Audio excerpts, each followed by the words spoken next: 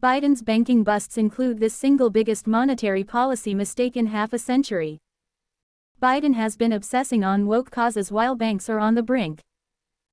The failure of 3 banks in the last 2 weeks, including Silicon Valley Bank on Friday and Signature Bank on Sunday, is a saga of utter government incompetence.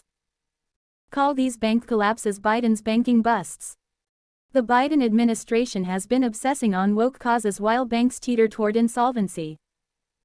3 days before Silicon Valley Bank collapsed, Treasury Secretary Janet Yellen cautioned that climate change puts the banking industry at risk. Yellen was in la-la land, speculating that future storms and tornadoes could diminish the value of banks' assets. Weather is a risk, but she was oblivious to the much more immediate problem facing banks, the plummeting value of the bonds they own. She was heedless to the impending downfall of SVB and possibly several other small banks that had purchased long-term bonds when interest rates were near zero. In 2022, after doing nothing to tame inflation the previous year, the Federal Reserve hiked rates repeatedly to make up for their previous inaction.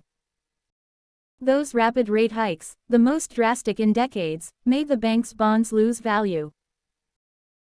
A week before Yellen's climate change harangue, Moody's Investors Service already had delivered bad news to SVB that it was about to be downgraded several notches because its inventory of bonds was not worth enough to repay depositors.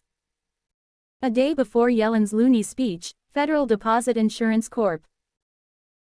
Chairman Martin Grunberg also cautioned that the diminishing value of the bonds held by banks meant a $620 billion problem ahead.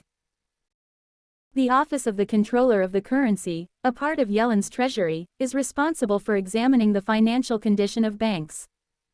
It failed to avert the SVB collapse. Yellen has been an outspoken activist for climate change, women's rights and diversity, including appointing the Treasury's first-ever racial equity officer.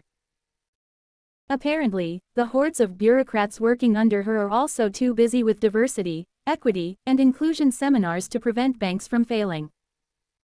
As the SVB crisis unfolded, Yellen was Mia. Now she says she's monitoring several banks, struggling with the whiplash in prices of their bonds. Financial experts warn smaller banks are in for a rough ride, though the big banks like JP Morgan Chase, Bank of America, Wells Fargo and others are not apt to be in trouble.